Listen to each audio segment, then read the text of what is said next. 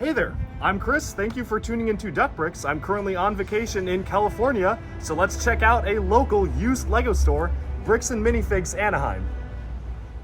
So as a big fan of Lego, I certainly am no stranger to used Lego stores. You can show up, trade in old sets, even sell your older sets, and of course buy discontinued sets that are no longer on the market. In fact, on this channel we've actually covered a few used stores before, but this is the first time we're actually taking a look at a Bricks and Minifigs location.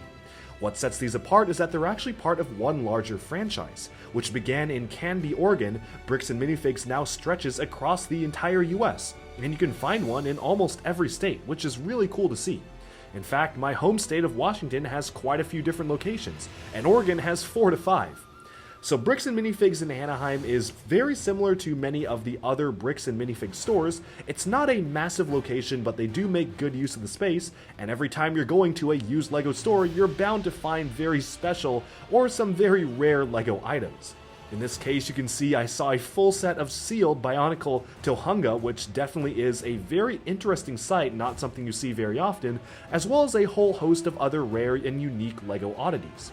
Now, of course, what good is a used Lego store video without a haul? So, I have to document all the things that I bought at Bricks and Minifigs Anaheim. It wasn't a ton of stuff this time, but a few unique things here and there, and actually one set that I'll be posting a very separate, special, bizarre Lego review on, just because of how strange the set is. But without further ado, let's just move on and take a look at the haul from Bricks and Minifigs Anaheim, and see some of the rarest items I was able to find throughout this store.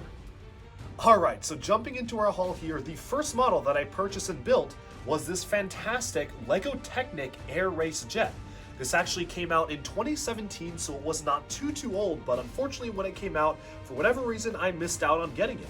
And now I had the chance to actually pick it up at a pretty decent price compared to Bricklink. It was basically the average used price that you can find for this on bricklink.com, so I figured it was a fair enough deal to pick it up in stores. Now this is actually fully motorized. I still need to mess around with the motors and figure out exactly how it all works, but essentially you've got this large engine in the back that's motorized and rotates downwards, and even all these back flaps and flaps going back and forth on these sides of the wings can be moved around as well. This is a really cool build, and I can't wait to actually explore all the features myself. I just brought it back, so I gotta do some washing, disassembly, and I eventually will rebuild it to take a look at all these features. Next up here is the LEGO Bricklink A Full Designer Program Steampunk Mini Chess Set. I actually got this one fully sealed at a price that's considerably lower than the cheapest price on Bricklink right now, so it was a really great deal to get this in store from Bricks and Minifigs. Now this is a pretty interesting set because it's actually one of the only sets that officially has steampunk in the name. It was created by a fan and was accepted as an official LEGO set via the 2019 Bricklink A Full Designer Program, and that's how it ended up in my hands today. If you want to see exactly how it looks, it's a pretty small model. It's basically just a tiny little chessboard featuring really small pieces, but I'm trying to 100% complete the Bricklink A Full Designer Program series, so this just brings me one step closer to owning them all. Next up, we have an older LEGO set from LEGO Alpha Team, which was the original line of LEGO Super Spy agents all the way back in the 2000s era. This is the Alpha Team Aquatic Mech. It was one of the first underwater themed mechs that LEGO really ever did, and I honestly just thought it'd be pretty funny to see this and compare it alongside the most modern underwater mech that we just got for LEGO Ninjago this year. I especially like some of the building techniques that went into the cockpit using this hose piece here that's pretty flexible as the roll cage over the compartment, and the cockpit here was a really cool parts choice, and I think it still looks quite good to this day. And all in all, this is a pretty fun mech to play around with, also featuring some excellent parts usages of the large-scale robot bodies for the Alpha Team minifigures as the bottom of the feet, which I thought was another great inclusion.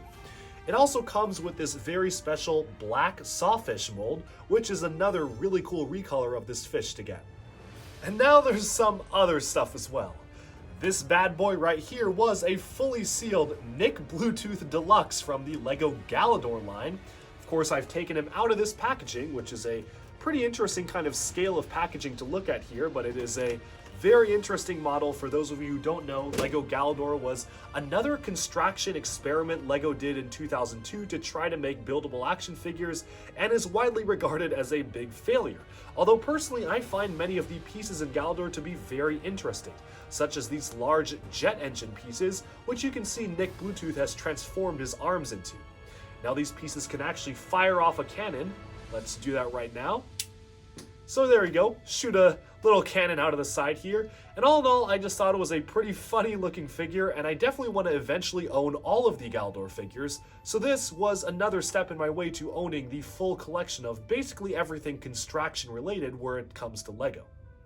And finally, last but not least, speaking of Galador, I have picked up a fully sealed Keck Powerizer set. This is not something that you see every day, and I was honestly shocked to see a fully sealed version just sitting there on the shelf. And the first thing you'll notice is that the box is really interestingly shaped. In fact, I've never seen a Lego box fully sealed that looks just like this.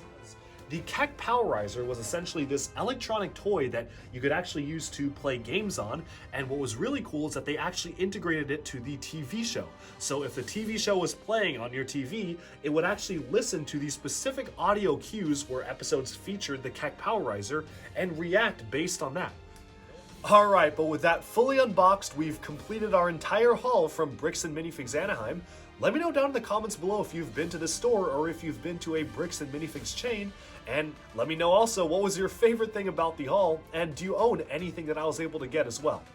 Thank you so much for tuning into Duck Bricks. I'll talk to you again very soon, and stay tuned for even more Lego news, reviews, discussion, and analyses coming your way very soon. Thanks, and bye-bye for now.